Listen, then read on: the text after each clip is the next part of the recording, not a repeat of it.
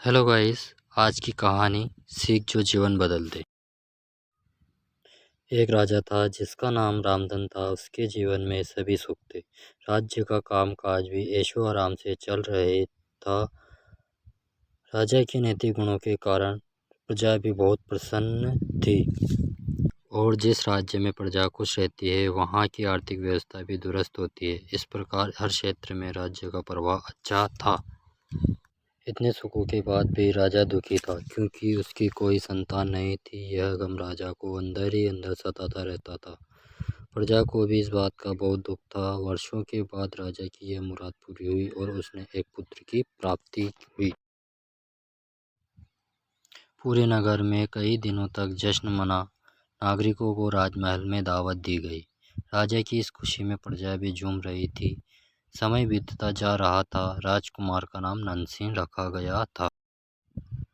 पूजा पाठ एवं इंतजार के बाद राजा को संतान प्राप्त हुई, इसलिए उसे बड़े लाड प्यार से रखा जाता था। लेकिन अति किसी बात की अच्छी नहीं थी। अधिक लाड ने नंदन सिंह को बहुत बिगाड़ दिया था। बचपन में तो नंदन की सभी बातें दिल को लुभाती थी, पर बड़े होते होते यही बातें बदतमीजी लगने लगती थी। नंदन बहुत ज़्यादा जिद्दी हो गया था। उसके मन में अहंकार आ गया था। वो चाहता था कि प्रजा सदैव उसकी जय जयकार करे, उसकी प्रशंसा करे। उसकी बात न सुनने पर वो कोलाहल मचा देता था। बेचारे सैनिकों को तो वो पैर की जूती ही समझता था। आए दिन उसका प्रकोप प्रजा पर उतरने लगा था। वो खुद को भगवान के समान पूजता देखना चाहता था। आयु तो बहुत कम थी लेकिन अहम कहीं गुना बढ़ चुका था। नंदन के इस व्यवहार से सभी बहुत दुखी थे। प्रजा आए दिन दरबार में नंदन की शिकायत लेकर आती थी, जिसके कारण राजा का सिर लज्जा से झुक जाता था। यह एक गंभीर विषय बन चुका था।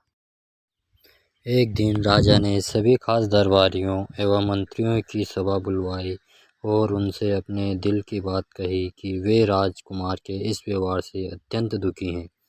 राजकुमार इस राज्य का भविष्य हैं। अगर उनका व्यवहार यही रहा तो राज्य की इस खुशहाली चंद दिनों में ही जाती रहेगी। दरबारी राजा को सांत्वना देते हैं और कहते हैं कि आप हिम्मत रखें, वरना प्रजा निसहाय हो जाएगी। मंत्री ने सुझाव दिया कि राजकुमार को एक उचित मार्गदर्शक एवं सामान्य जीवन के अनुभव की जरूरत है। आप उन्हें गुरु राधागुप्त के आश्रम भेज दीजिए। सुना है वहाँ से जानवर भी इंसान बनकर निकलता है। यह बात राजा को पसंद आई और उसने नंदन को गुरुजी के आश्रम भेज दिया। अगले दिन राजा अपने पुत्र के साथ गुरुजी के आश्रम पहुँचे। राजा ने गुरु राधागुप्त के साथ अकेले में बात की और नंदन के विषय में सारी बातें कही।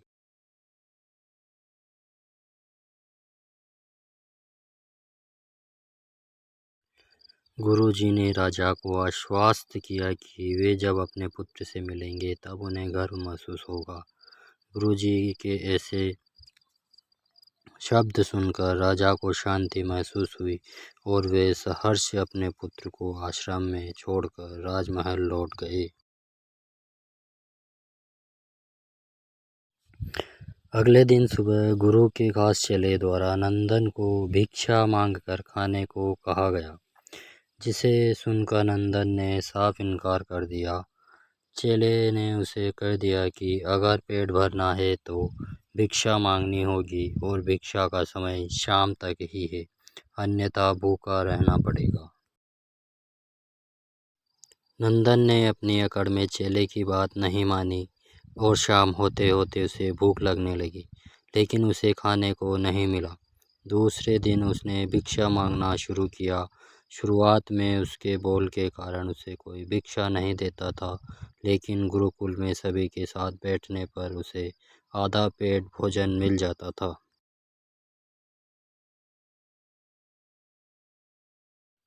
धीरे धीरे उसे मीठे बोल का महत्व समझ आने लगा और करीब एक महीने बाद नंदन को भरपेट भोजन मिला, जिसके बाद उसके व्यवहार में बहुत से परिवर्तन आए।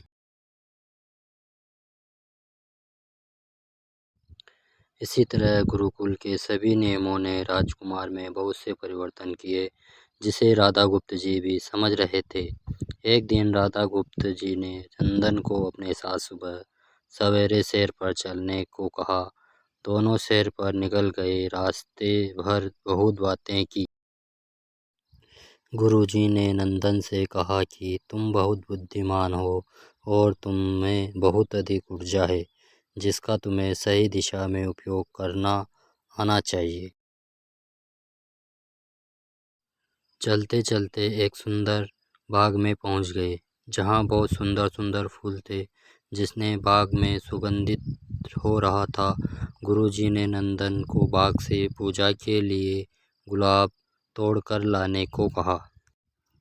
नंदन झट से सुंदर सुंदर गुलाब तोड़कर लाया और अपने गुरु के सामने रख दिए।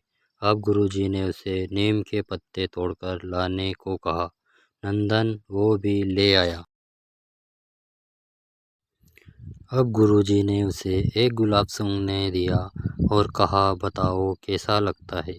नंदन ने गुलाब सूंघा और गुलाब की बहुत तारीफ की।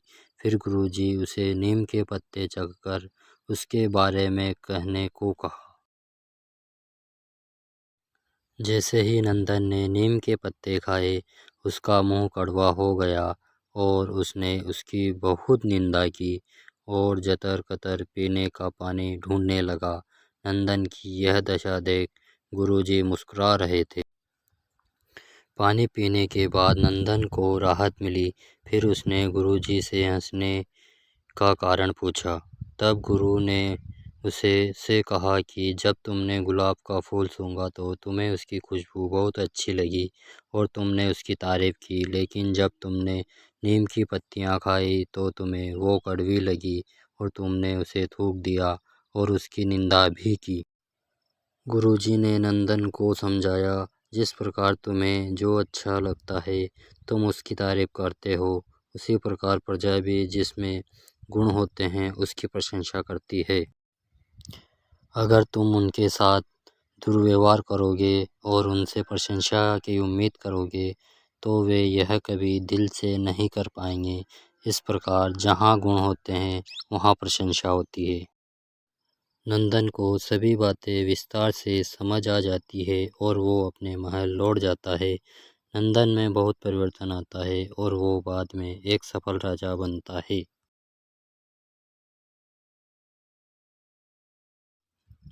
कहानी की शिक्षा।